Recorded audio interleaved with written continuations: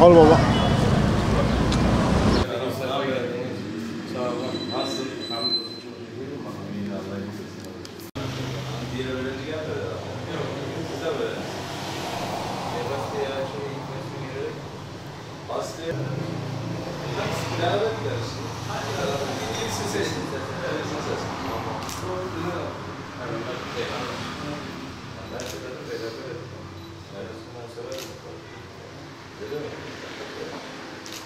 Allah razı olsun. Aslında sevilecek de var.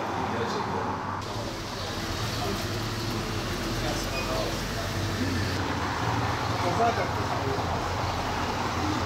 İslam'ın Parti.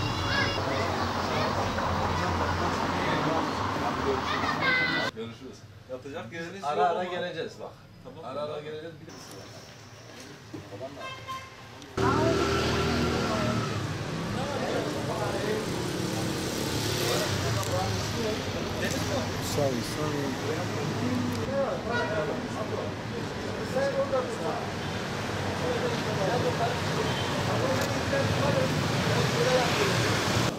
Hava Partisi'nden geliyoruz. Milletvekili adaylarımız esnaf ziyareti yapıyoruz. Kolay gelsin. Hayırlı işler.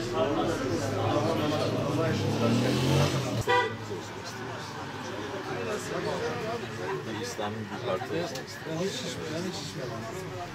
Yerimiz Murtaza Camii'nin karşısında. Allah hakkı. Aleykümselam abi. Sağ olun, nasılsınız? Allah razı olsun. Selamünaleyküm. Aleykümselam abi. Hayırlı işler, kolay gelsin. Allah razı olsun. Ömer Bey, Ömer Polat Demir, Orhan Harat, Allah razı olsun. Hüdapar'dan Kilis Milletvekili Allah adayları. muvaffak eylesin. Sizin oylarınıza talibiz Başlayacağız. inşallah. Başlayacağız. İnşallah başım üstüne. Ne yapalım? Benden bir şey gelmiyor. Allah kolaylık versin. Rabbim yardımcı. Çünkü rızkı Allah Celle ne diyeceğiz? Hiçbir Rızık şey Allah, diyemez. rızık Allah'ın Onun için üzerinde. hiçbir şey. Veya Hayırlısı nasıl bilesin? Amin, amin inşallah. Her şeyin hayırlısı Biz alın. İslam'ın bir partisiyiz. Evet, her şeyin Türkiye hayırlısı. Cumhuriyeti tarihi boyunca ilk kez bir parti çıktı. Dedi ki biz İslam'a referans Evet. alıyoruz. İlk kez. Evet. Allah'a hamdolsun. Sadece söylemde değil. Her fiiliyatımızda biz İslam'a referans almış bir partiyiz. Evet. İnşallah biz diyoruz ki İslam bir muhalefet olsun. Yanlış yapan insanlara karşı siz yanlış yaptınız, doğru yaptınız diyenlere alkış çalsın.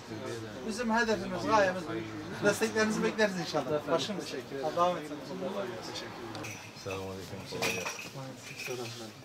Desteklerinizi bekliyoruz inşallah.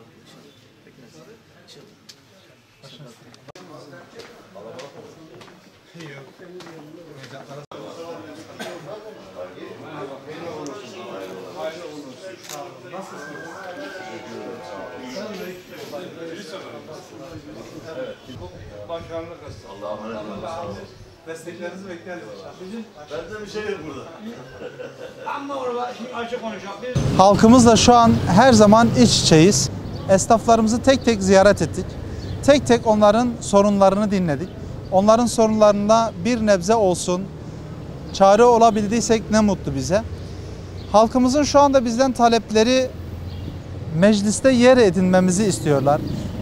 Sadece mecliste 2 tane 3 tane parti değil de Hüdapar'ın da mecliste olmasını ve gerçekleri, doğruların yanında olmasını istiyorlar bizden. Halkımızın bizden talepleri İslam'ı referans aldığımız bir parti olduğundan dolayı doğruların yanında olmamızı istiyorlar. Ve biz doğruları söyleyip halkımızın yanında olacağımızı defaatle halkımıza ifade ettik. Ve onlar da bize güveniyorlar. Ve inşallah bizi mecliste görüp onların talepleri doğrultusunda çalışmalarımıza gayret edeceğiz. Nasılsınız? Hocam nasılsınız? Hayırlı işler. Hüdapar'dan. Evet. Duydunuz mu? Abi biz İslam'a referans almış bir partiyiz. Özelliğimiz bu. Türkiye Cumhuriyeti tarihi boyunca ilk kez bir parti çıktı dedi ki ben İslam'ı referans almışım. İlk kez bir parti çıktı. İşte bu parti bizim parti. İslam'ı referans derken ne yani ne anlatılır? Biz diyoruz ki biz insanlara yalan söylemeyeceğiz. Biz onların malını yemeyeceğiz. Biz onlara ihanet etmeyeceğiz. Biz bunlara vaat ediyoruz hocam. Bize bir emrin, bir isteğin, bir önerin var mı? Sağ olasın. Başınız